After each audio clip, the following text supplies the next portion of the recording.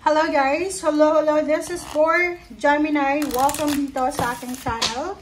Kapalaran 888 Gemini. Alamin natin kung anong messages, vibration, kabay energy para sa inyong lahat. This is general reading, so I hope na makuha mo yung messages.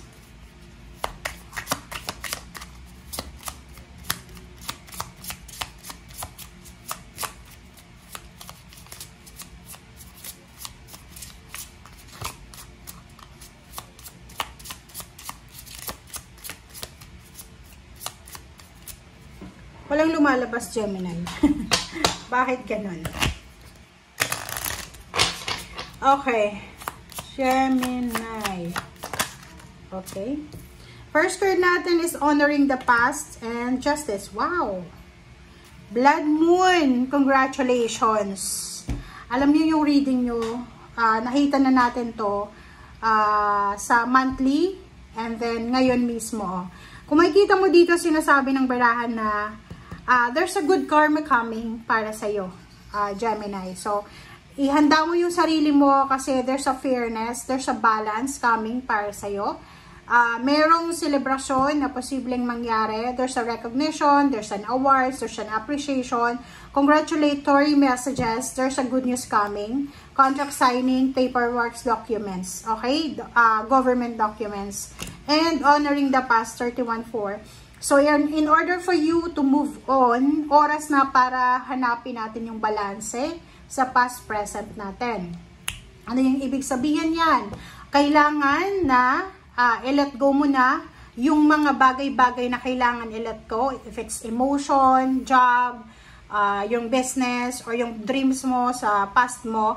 And at the same time, i-honor mo rin kung anong nangyari sa past mo. Kasi minsan, di ba, meron tayong mga past na hindi natin ino-honor, pero, or hindi natin pinapansin. Anong tawag doon? Mali yung message, mali yung sabi ko. Ang context ko. Mayroon tayong mga past na nangyari sa buhay natin na ayaw nating i-recognize. Parang ganon. So, dito sinasabi na i-honor natin siya. Halimbawa, yung ex mo, ayaw mong sabihin na naging ex mo siya. Yung nangyari sa past, nag-failed ka. Ayaw mong i-recognize na nag-failed ka. So, sinasabi ng bara sa'yo dito, you need to honor your past. Kasi yung past mo, that's part of your life eh. Yun yung past mo, ngayon yung present, and yung future is coming eh. 'Di ba? So, kailangan natanggapin natin kung anong nangyari sa nakaraan, sa kasalukuyan, and whatever na mangyari sa future. Okay.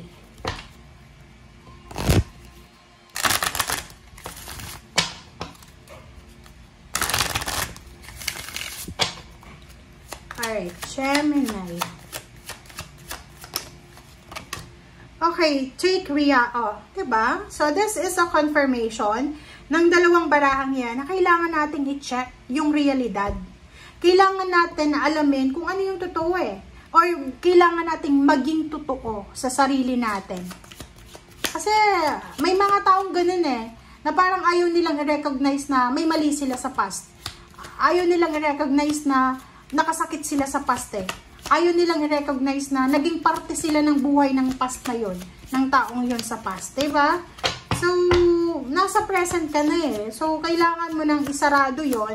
But, paano mo yun isasarado yung yugto na yun if you are not recognizing yung past? So, honor mo pa rin, diba? Tanggapin. Practice gratitude and attend to details. O, diba? Sinasabi ng para sa atin na magpasalamat tayo. We need to be thankful and grateful. We need to be parang ano to eh. Yun, thankful and grateful tayo. Dapat. And sinasabi ng barahan na attend to the details. Kailangan maging ano tayo eh. Huwag tayong magpapabaya sa bawat detalye.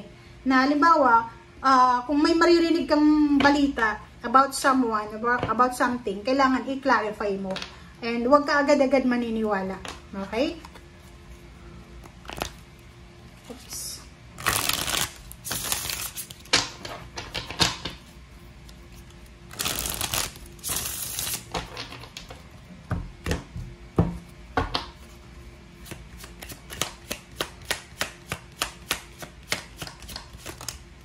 Okay. First card natin sa last deck is Five of Pentacles. Maybe you are suffering financially.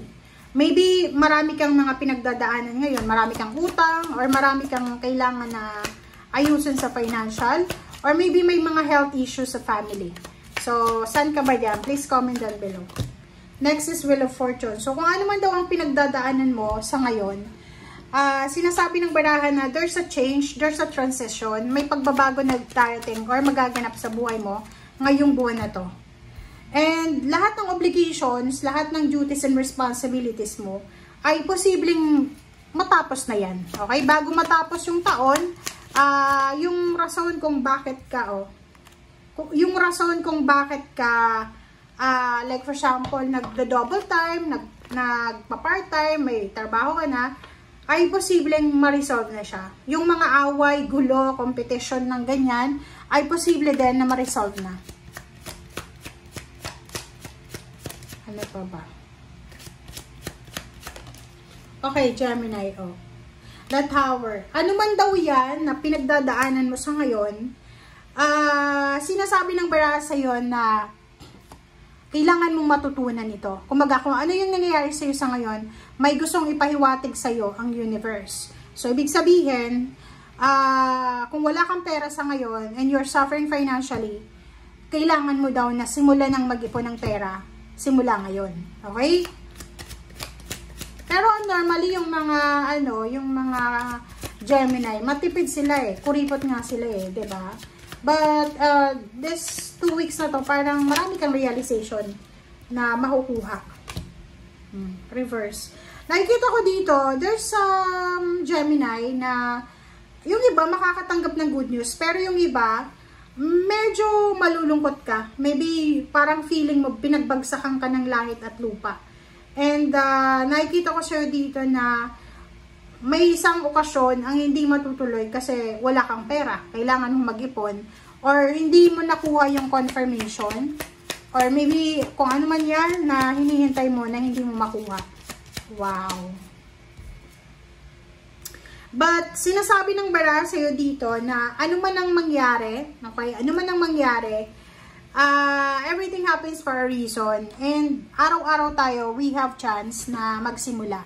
So, yung mga Gemini na makakatanggap ng new beginnings, victory and success, recognition, karma, good karma, karmic blessing, karmic justice, congratulations. Pero yung iba na parang pakiramdam nila ay pinagbagsakan sila ng mundo, walang pera, walang ipon, hindi matutuloy yung okasyon, sinasabi ng baraha sa'yo dito, keep going lang. Kasi the Empress is here, every day is a blessing. Every day binibigyan tayo ng pagkakataon ng Panginoon na mabuhay or magsimula. And yung victory and success, gamitin mo yan as motivation, as determination para sa next step mo, next move mo. Simula ngayong 2026. Okay? So, thank you guys for watching. Bye!